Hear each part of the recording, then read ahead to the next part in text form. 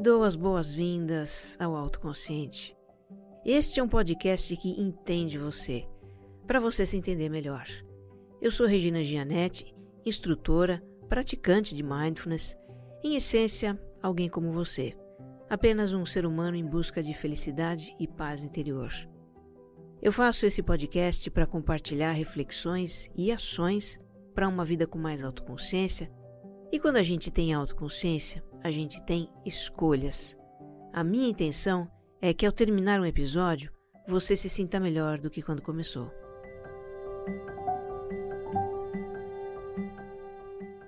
Gente, outro dia eu estava olhando as estatísticas do Autoconsciente no Simplecast, que é o serviço que a Rede B9 utiliza para distribuir os seus podcasts, e eu quase caí dura com um número que eu vi lá. Olha que demais! O Autoconsciente ultrapassou 1 milhão de ouvintes únicos. Ou seja, mais de 1 milhão de pessoas já escutou pelo menos um episódio alguma vez na vida. Eu acho que esse podcast está ficando conhecido. Ou será que é impressão minha? E mais uma vez eu agradeço a você que curte e compartilha os episódios para os seus contatos no WhatsApp, no Facebook, no LinkedIn, nos seus stories do Instagram. Eu agradeço muito, muito, muito e estou super feliz que as mensagens que eu deixo aqui estão fazendo sentido e se espalhando por aí. Gratidão. Para você que é novo por aqui, seja super bem-vindo. Eu te convido a escutar o episódio 0, em que eu apresento o projeto desse podcast. O Autoconsciente é serial. Os episódios têm uma sequência em que os temas vão se aprofundando para você entender cada vez mais a si mesmo.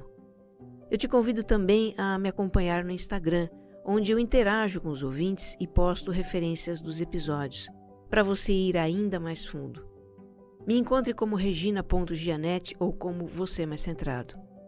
E se gostar do que vai ouvir aqui, compartilha com os amigos, nas redes sociais e nos grupos de WhatsApp. O que faz bem para você pode fazer para muito mais gente.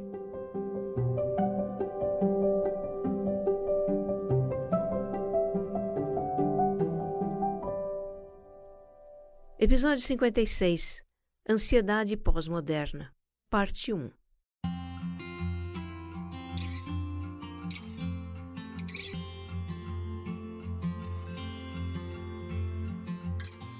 Nos últimos dias de janeiro, estava eu fazendo uma comprinha rápida no supermercado e aí eu topei com uma pilha de ovos de Páscoa. É isso mesmo que você ouviu. Final de janeiro, ovo de Páscoa no supermercado. Páscoa, que neste ano de 2020 cai quase na metade de abril. Portanto, a gente está falando de uma antecipação de 2 meses e meio. Para completar a minha surpresa, eu notei ao lado dos ovos de Páscoa uma pilha de panetones que haviam sobrado do Natal. Estavam em liquidação. Eu achei a cena tão curiosa que eu não resisti, tirei uma foto. E dias depois compartilhei a imagem no Instagram. Porque para mim é uma imagem emblemática da aceleração dos nossos dias. Entra ano, sai ano, a gente tem a sensação de que o tempo passa cada vez mais rápido. E de repente nessa imagem, o Natal emenda com a Páscoa. Eu fiz um comentário na foto e deixei também uma pergunta para quem quisesse responder. O que você acha disso? Então as pessoas deixaram as suas reflexões. Foram algumas dezenas de comentários. E uma das palavras que se repetiu bastante nesses comentários foi ansiedade. Eu vou reproduzir alguns exemplos. O @DMTiagoDM ironizou. Nascimento e ressurreição simultâneos? Isso é que é ansiedade. A @Rosita Raj usou uma metáfora. É como se estivéssemos vivendo no cenário de Alice no País das Maravilhas, onde o coelho mostra um relógio e pressiona lembrando que ela está sempre atrasada. Alice segue o coelho sem refletir nas consequências. É exatamente assim que estamos vivendo neste momento. Haja ansiedade. E a @Lúcia Neguinski desabafou. Penso que muito da minha ansiedade vem dessas situações.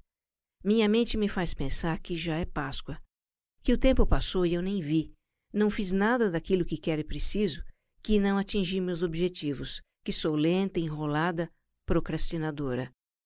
Cria um cenário horroroso na minha cabeça que me paralisa ainda mais. Tenho me forçado a silenciar meus pensamentos e colocar as coisas na perspectiva correta, mas não está fácil. Bom, a discussão que surgiu dessa foto no Instagram rendeu reflexões muito interessantes. Teve quem pedisse um episódio a respeito, e aqui está ele. Vamos explorar uma faceta da ansiedade que não havia sido ainda explorada aqui no Autoconsciente, que tem a ver com aspectos da nossa sociedade pós-moderna. Aspectos como o consumo, a tecnologia e a antecipação dos acontecimentos. Só para a gente alinhar conceitos, pós-modernidade é como alguns sociólogos e historiadores estão chamando a fase da nossa história que começou no final da década de 80, com a queda do Muro de Berlim. Esse fato foi o marco de uma grande mudança de mentalidade da humanidade, com profundas implicações no nosso modo de vida. Mas, enfim, o que esse episódio traz não são apenas reflexões minhas, mas também de vocês, ouvintes, que compartilharam como estão vendo essa aceleração vertiginosa dos nossos tempos. O olhar que eu vou exercitar aqui não é um olhar de crítica nem de julgamento. Não vou entrar no mérito do certo ou errado. Você que já me conhece sabe que não é essa a minha pegada, né? O olhar que eu vou exercitar é de quem busca compreender as nossas motivações. É um olhar empático, um olhar compassivo. Para que a gente possa ter mais entendimento de aspectos do mundo atual que geram ansiedade e possa fazer escolhas mais conscientes para a nossa vida.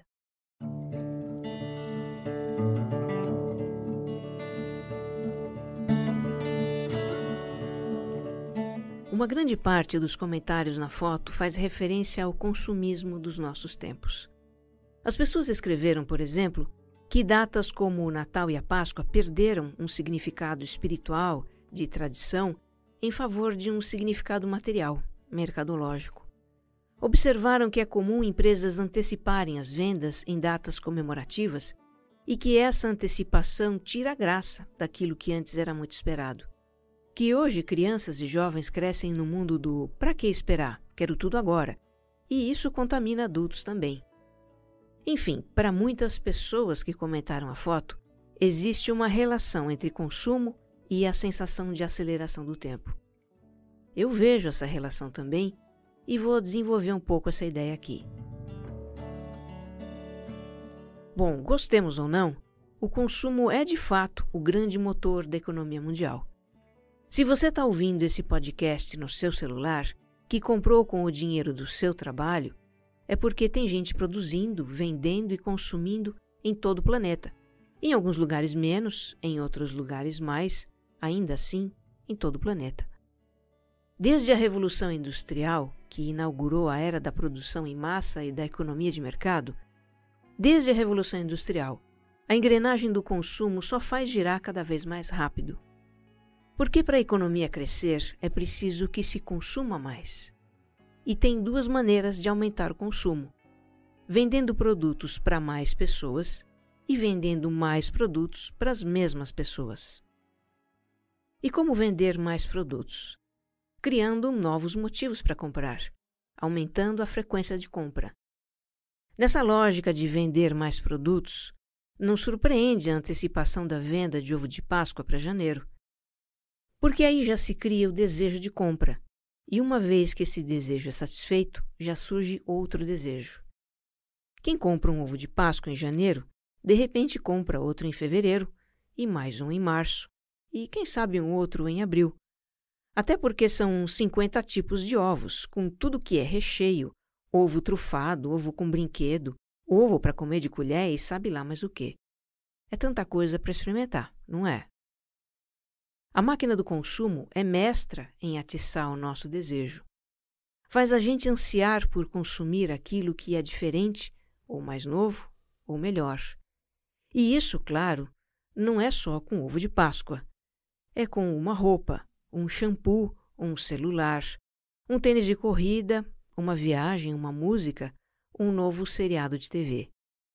E por falar nisso, algo que eu acho muito simbólico dessa ânsia por consumir é a ideia de maratonar seriado de TV, de varar a noite vendo um episódio atrás do outro. Olha, isso não é um julgamento para quem maratona seriado, viu?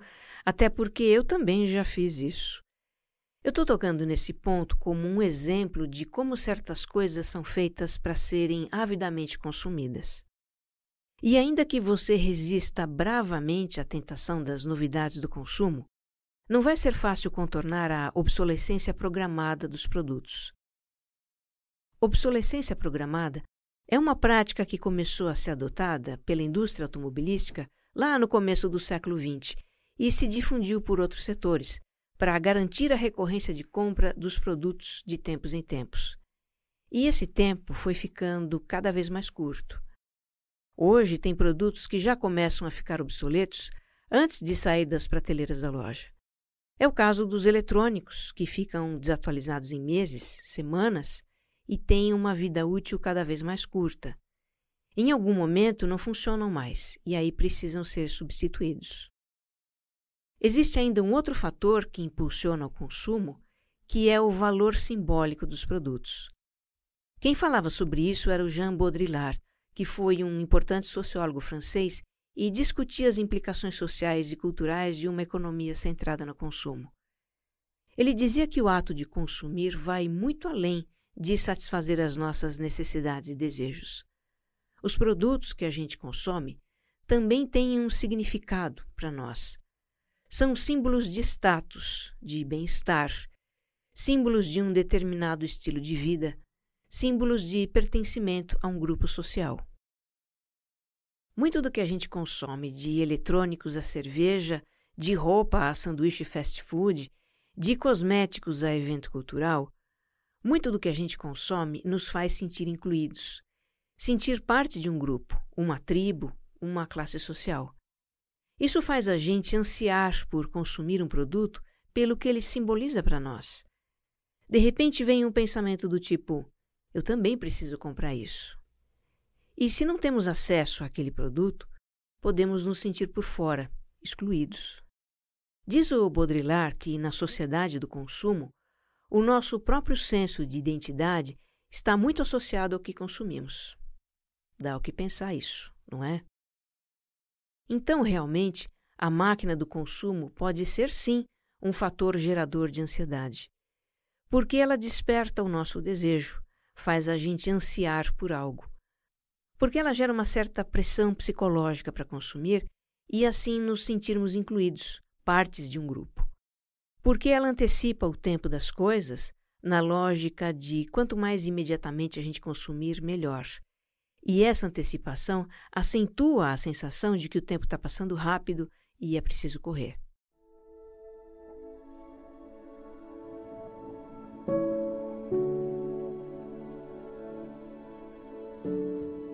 Um outro fator que acelera o ritmo de vida na nossa era pós-moderna é a tecnologia. A tecnologia não foi lembrada nos comentários do post, mas eu vou incluir aqui nas nossas reflexões. Até porque ela se conecta com a questão do consumo. Mas vamos voltar no tempo para começar essa conversa. Para o tempo em que eu era criança, na década de 1960. Eu nasci em 63. Eu vou te contar como era usar dispositivos eletrônicos para 3 atividades do cotidiano: ver TV, fazer uma ligação telefônica e ouvir música. O primeiro aparelho de TV de que eu tenho lembrança é uma caixa de madeira pesada que se apoiava sobre 4 pernas. Pois é, TV já teve pernas. Eu gostava de olhar pelas frestas no fundo dessa caixa porque tinha umas luzinhas lá dentro, que eram das válvulas, uns componentes eletrônicos de vidro. Quando eu apertava o botão para ligar a TV, aparecia um pontinho branco bem no meio da tela. Aí eu ficava olhando para aquele ponto algum tempo. Não lembro quanto, uns 5, 10 segundos talvez, até aparecer a imagem preto e branco da TV. O meu pai dizia que precisava esperar as válvulas esquentarem. Agora, dependendo da hora em que eu ligasse a TV, não havia programa passando ainda, porque os canais de televisão naquela época tinham um horário de programação, tipo das 8 da manhã à meia-noite. Quando eu ligava o aparelho e não tinha nada passando ainda, Eu imaginava que as pessoas que faziam a televisão ainda não haviam chegado para trabalhar e ficava lá esperando elas chegarem. O telefone, na época, ainda não tinha teclas, né? Era um disco giratório com números. Você que é meu ouvinte na faixa dos 25 anos ou menos, talvez você não soubesse por que os mais velhos falam em discar um número, pois é daí que vem a expressão. Discar um número é uma operação que levava o quê? Uns 20, 30 segundos, talvez. Tinha o tempo de mover o disco até a posição correta e depois esperar que ele retornasse para a posição inicial. Era assim, algarismo por algarismo. Já para escutar um som, a gente tinha a vitrola. Eu lembro que quando os meus pais compraram uma vitrola último tipo, que tinha rádio AM, FM, um toca-discos automático, tudo embutido num móvel de madeira, aquilo era orgulho da minha mãe. Para ouvir um disco, a gente colocava cuidadosamente o vinil sobre o prato giratório e acionava uma alavanca que fazia o aparelho funcionar. O prato começava a girar e, depois de algumas voltas, o braço do toca-discos levantava sozinho e se movia bem suavemente até o início da primeira faixa. Eu achava aquilo mágico. Bom, mas por que eu estou te contando essas minhas lembranças? É para trazer presente a ideia de que a evolução da tecnologia encurtou o tempo das coisas. Os nossos aparelhos eletrônicos de hoje têm um funcionamento instantâneo. Você toca um botão e o resultado é imediato. A música começa, a imagem aparece, a página abre, tudo num piscar de olhos. Então, o resultado das nossas ações é imediato. E nós adoramos isso, não é? Que ótimo quando o que a gente quer acontece imediatamente. Dá uma sensação de estar no controle. E a tecnologia, com as suas respostas instantâneas, não encurtou só o tempo, mas também eliminou a distância. Hoje o que a gente deseja vem até nós, e rápido. Alguém falou de um livro ótimo que está lendo? É só entrar num site de livraria naquele instante, achar o livro e baixar para o celular. Deu vontade de comer sushi às 11 da noite numa terça-feira chuvosa? É só entrar no aplicativo de comida delivery e fazer o pedido. Chega em menos de meia hora. Estamos querendo um par de sapatos, um sofá, uma bicicleta? É só comprar pela internet. Dá para pagar em até 10 vezes sem juros. Não precisa nem esperar ter dinheiro. Com cartão de crédito, podemos receber primeiro e pagar depois. E aí, quando a tecnologia e consumo se juntam, temos a deliciosa experiência da gratificação instantânea. É como ter um gênio da lâmpada à nossa disposição. E sem essa de só 3 desejos. O lado negativo disso é que ficamos mal acostumados com retornos imediatos. Ficamos imediatistas. E o nosso imediatismo facilmente se estende para outras áreas da vida.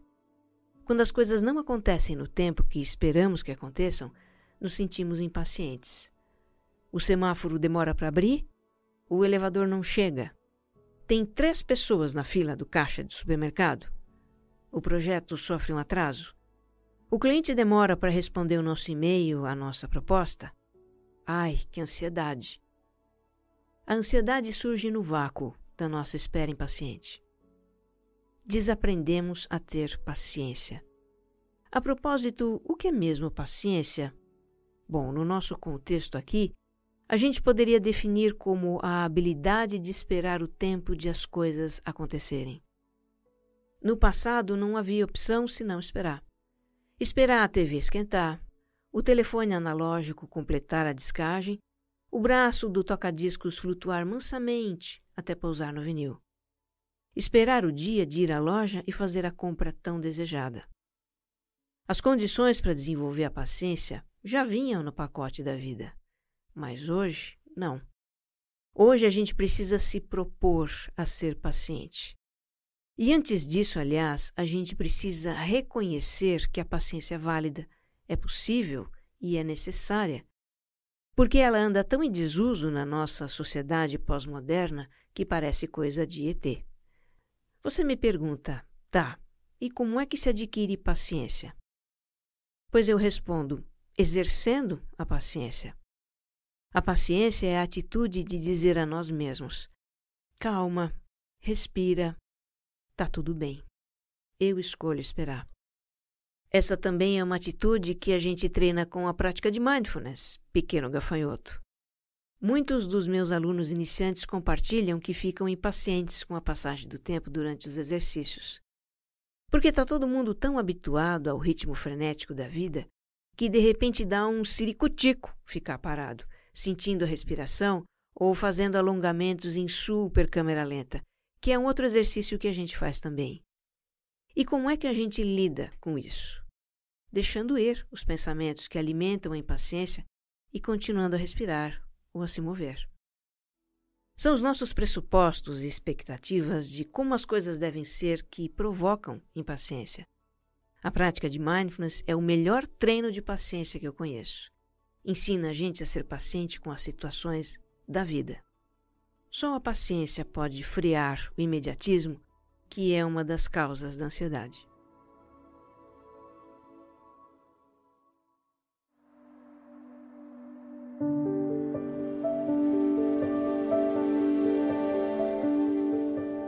Continuando então com os comentários na foto do supermercado. Um tema que apareceu bastante foi a dificuldade de viver o presente, o aqui e agora. Na visão de várias pessoas, essa seria uma das causas para a antecipação e a pressa que são a tônica hoje no mundo. Por exemplo, a @tami.rosa observou: parece que nunca estamos no presente. Uma coisa emenda com a outra e ou a gente está pensando no passado ou no futuro. Tipo essa cena da foto. Nossa, comemos panetone no Natal e daqui a pouco já é Páscoa. Daí a pessoa vai ficar lembrando de tudo que fez no Natal. Depois ela vai começar a planejar a Páscoa. O pedacinho de tempo entre uma coisa e outra fica no tanto faz, no empurrar com a barriga. Essa dificuldade é minha também. A cabeça parece que está sempre em outra dimensão. A @B_CR comentou que, na vida e também nas compras, estamos sempre querendo que o amanhã chegue. Quando chegar o Natal eu vou ser feliz. Quando acontecer aquilo vai estar tudo bem. O problema é que o futuro nunca chega, ele sempre é o presente. E para @LilDuque, o que acontece é que estamos desesperados por tempos melhores, sem tormentas. Esperamos que o amanhã sempre seja melhor do que hoje. Isso gera uma ansiedade insuportável. Estamos cada vez mais doentes, perdidos e sem foco. A questão agora, então, é: por que essa nossa dificuldade em viver o presente? Por que a mente está sempre no futuro, na antecipação e na expectativa, ou no passado das lembranças e das ruminações? É bem verdade que se projetar para o futuro, para o passado ou para outro lugar, é uma capacidade que nos distingue como seres humanos. Os animais não podem fazer isso. São funções do pensamento, e o cérebro humano é pensante por natureza, por padrão. Mas essa propriedade do cérebro por si só não justifica por que, na maior parte do tempo, a nossa mente não está no presente. O que justifica é que nem sempre a gente quer estar no presente. O presente muitas vezes é chato, entediante, é cheio de coisas que a gente não gosta, pessoas irritantes, acontecimentos desagradáveis. Sem contar que o presente pode ser muito menos interessante do que as possibilidades de prazer e satisfação que estão no futuro. O amanhã pode ser melhor do que hoje. Então já ficamos na expectativa do amanhã. E quando o amanhã se torna hoje, já esperamos um outro amanhã. E assim vamos vivendo, continuamente na expectativa do que vem depois e depois do depois, para suportar o que há de indesejável no presente. Mas isso também tem alguns inconvenientes, não é? Viver na expectativa do que vem depois traz um prazer por antecipação, é verdade. Mas às vezes também dá um frio na barriga. Porque na nossa mente também surge um aflitivo pensamento do tipo: e se não acontecer? Aí já viu, né? Ansiedade na certa.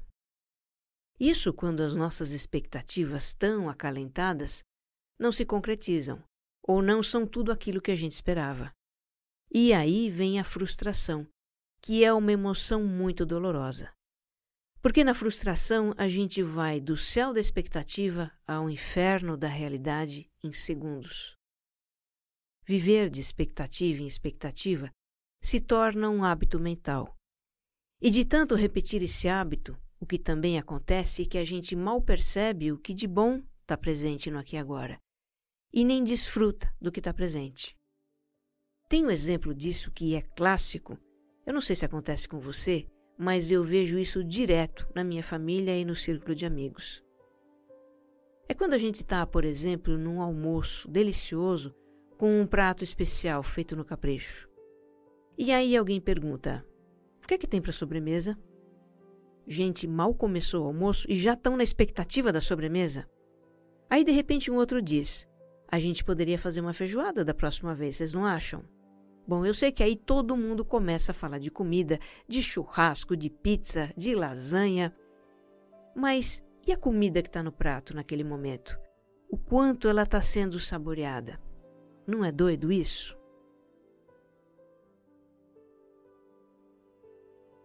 Eu sei que o que está presente na nossa vida nem sempre é um prato gostoso. Hoje, com tudo que está acontecendo no mundo, não está fácil lidar com o presente. Existe uma certa desilusão com a realidade. Perspectivas de prosperidade e bem-estar em que a gente acreditou no passado viraram poeira. Estamos vivendo a emergência climática, a polarização política, a instabilidade econômica, a insegurança nas cidades, o vírus que se espalha pelo mundo e os efeitos de tudo isso na nossa vida pessoal. Não faltam motivos para a gente querer escapar dessa realidade, se nutrindo de expectativas, ansiando por algo que vai nos fazer esquecer dos nossos problemas. Mas escapar do presente, nos refugiando no futuro, não aplaca a nossa ansiedade pós-moderna. Na verdade, isso a alimenta.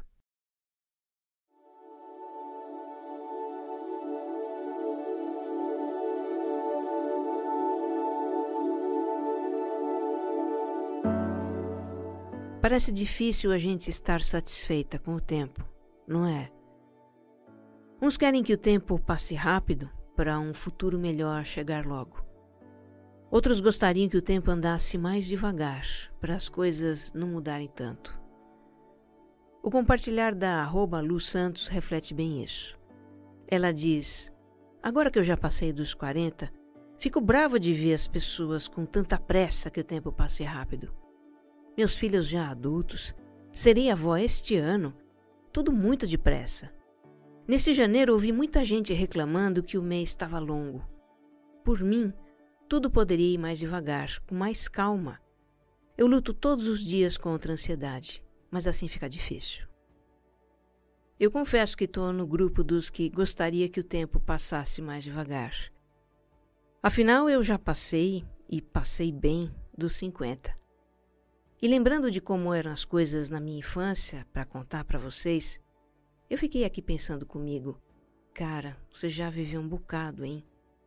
É estranha a sensação de voltar num lugar onde você já esteve meio século atrás. É doido você olhar para uma foto antiga, de um encontro de família, e metade das pessoas ali, avós, tios, já não estarem mais nesse plano. Isso só reforça para mim a ideia de que precisamos aproveitar ao máximo o nosso tempo. O tempo é aquilo que fazemos dele. O melhor tempo para se estar é o presente. Se eu estou no presente, a minha mente não está antecipando o futuro e não cria ansiedade por isso. Se eu estou no presente, a minha mente não fica remoendo o que eu fiz ou deixei de fazer no passado e não se aflige com isso. É verdade que tem momentos em que o presente é difícil, é doloroso. Mas sabemos que o tempo passa, naturalmente, que nada permanece, que tudo muda. Tudo o que a gente precisa fazer é estar no aqui e agora, nessa infindável sucessão de aqui e agoras que é o tempo. Que você esteja bem. Um abraço.